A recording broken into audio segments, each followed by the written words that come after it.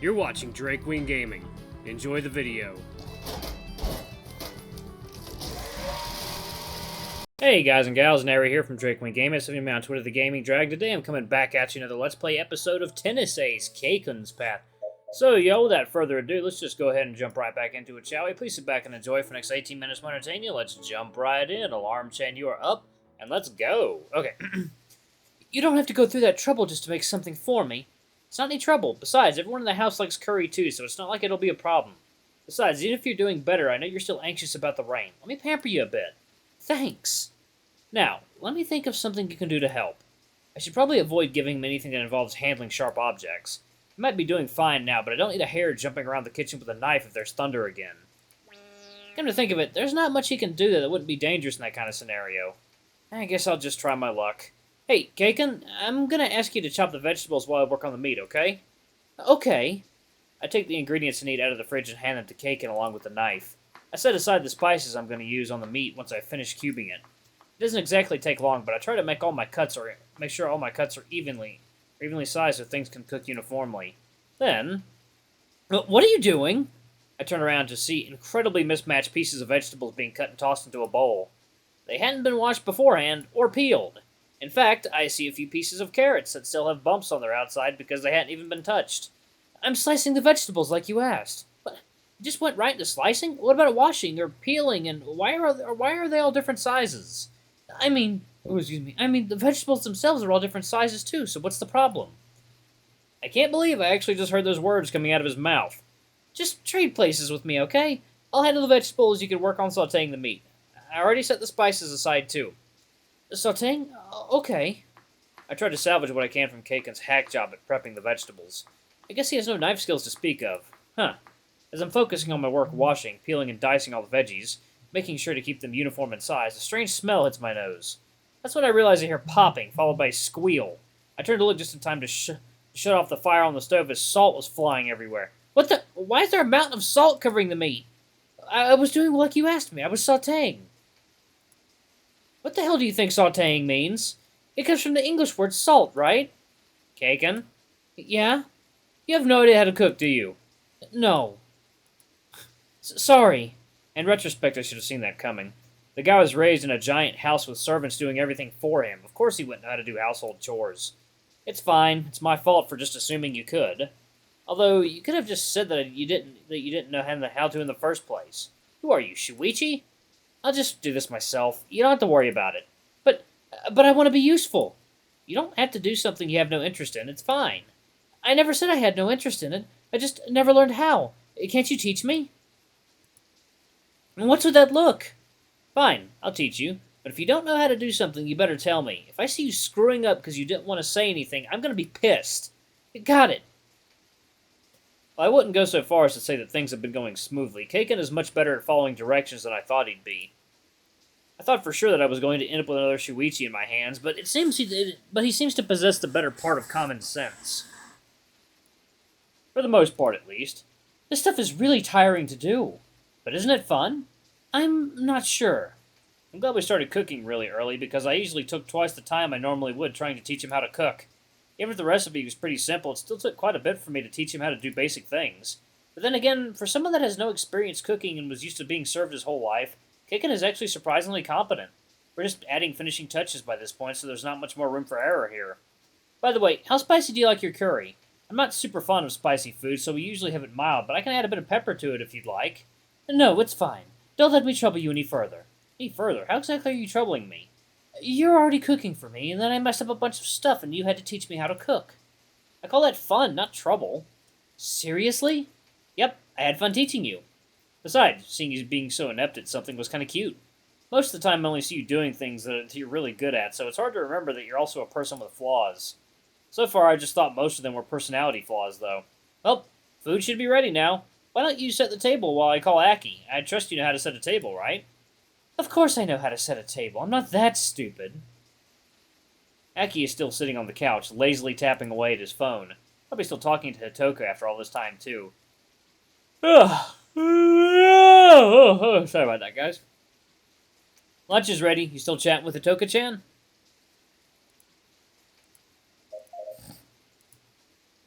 Yeah, She's really bored at school since most of her friends didn't get there before the storm hit, and they're not being allowed to go out.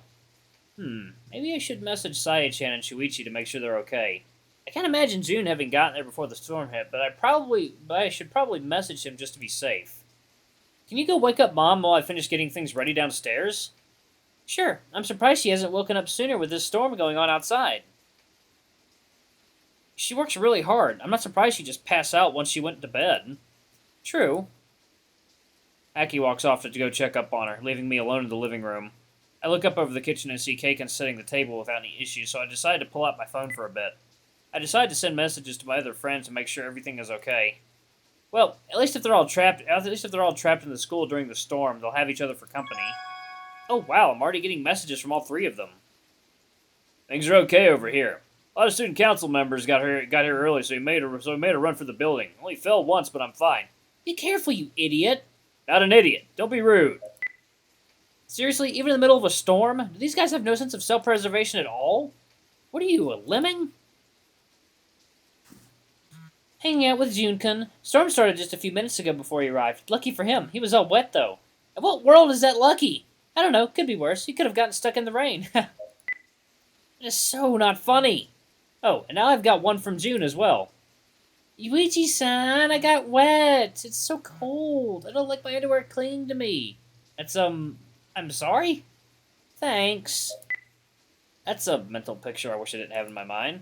Still, I'm glad to see they're all okay, despite a few mishaps. Yuichi-san, I finished setting the table. Oh, thanks. Aki should be down in a bit. Let's just wait until him and Mom arrive so we can start eating. Sure.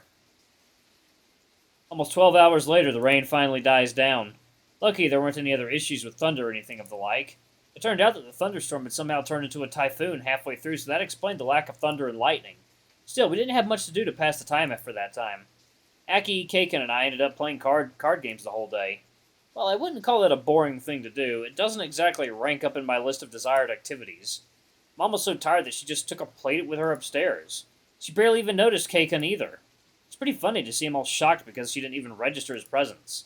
It was already late at night when Kei-kun called a driver to take him back home. Still, overall, I can say that I really enjoyed this day. Ling-ling. Ah, the weather today is truly wonderful. In stark contrast to that ridiculous typhoon that came out of nowhere a couple days ago, today things are sunny and cool. The sky is blue with just a few clouds lazily passing by. Thankfully, the streets aren't jam-packed with people at this time. I came here right after class at someone else's insistence. That someone was, of course, Keisuke. Even Alex has joined us again today, too.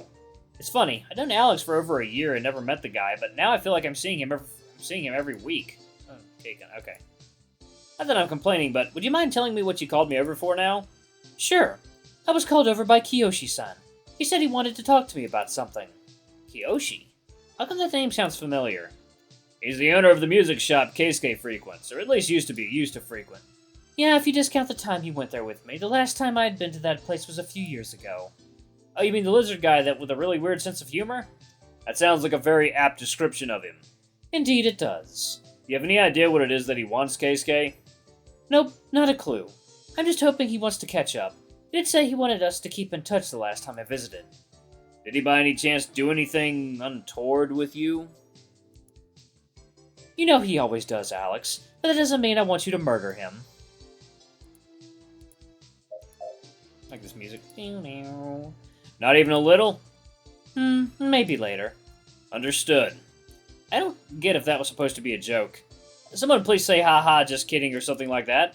Okay, fine. I understand why you're coming here, but I still don't see why it was called. I don't know. I just felt like I wanted to go out with you. Is that so bad? I didn't say that. If you don't want to be here, then you can go home. I didn't say that either. Well, it's not every day that I have the chance to check out a music store, so I'll stick around. Good boy. Did you just say good boy? And ironically? The fuck? Just as soon as we walk into the store, we see a green lizard man standing behind the counter and talking to a few customers. Keisuke makes a beeline towards him, and the lizard notices our approach halfway through it. He opens a wide smile and waves at us as soon as he finishes dealing with his customer. Well, well, if it isn't Kei-chan and little Alexander. Thank you for coming by on such short notice. Did I just totally get ignored? I can't believe the first words I say so soon as I meet you are gonna be these, but don't call me Kei-chan. It's good to see you too, dear. Ew, don't call me that either. Lizard turns to look at the towering wolf, having me look up to meet Alexander's eyes. Good to see you too, Alexander. Still looking as sharp as ever, I see. Hello, Kiyoshi. I wish I could say the same, but your shirt is crinkled and popping out of your pants. Kiyoshi looks down, noticing the mess that is his clothing. Smiling, he readjusts himself.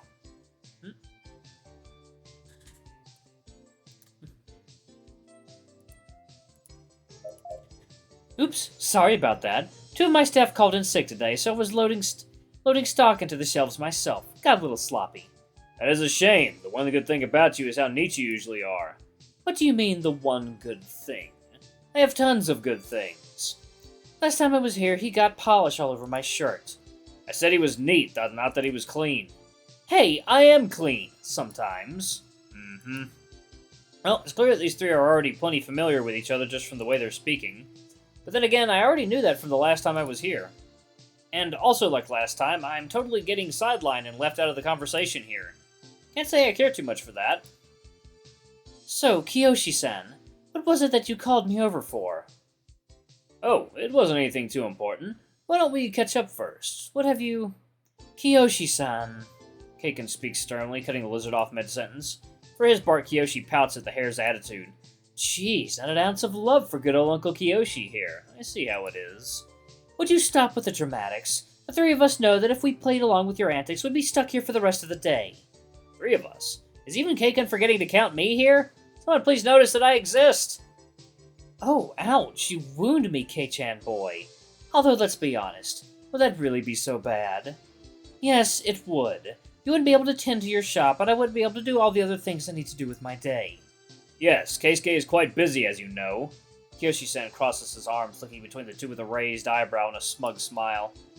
Ah, yes, indeed. So busy that he was able to show up here after I called him up, totally out of the blue.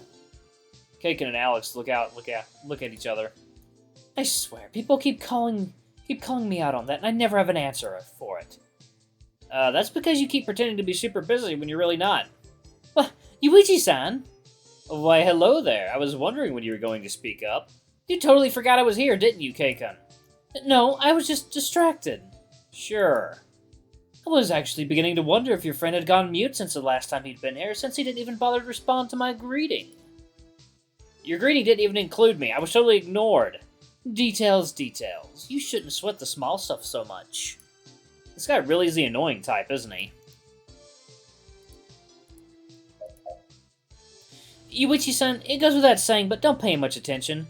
Kiyoshi-san loves getting under people's skin. I noticed. What? I would never! I am nothing more than a gifted conversationalist who enjoys chatting with my good fellows.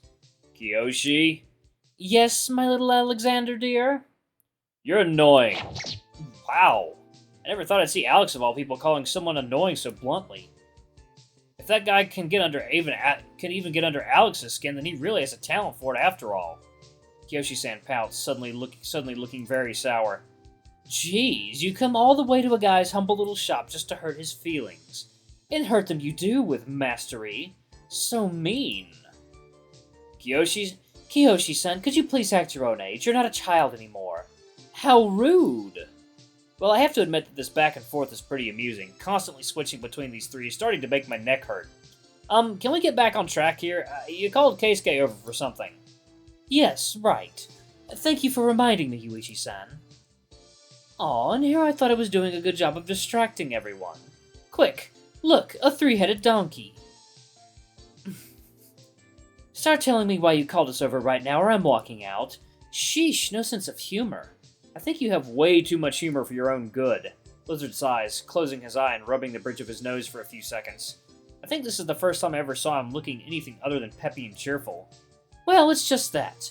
I'd heard you joined a band and that you guys are even going to be playing on your school's festival. I wanted to congratulate you on that. Kei-kun's face immediately loses any and all traces of humor. The hare stares at the older man with a sharp, unfriendly look on his face. It's enough to make me get chills.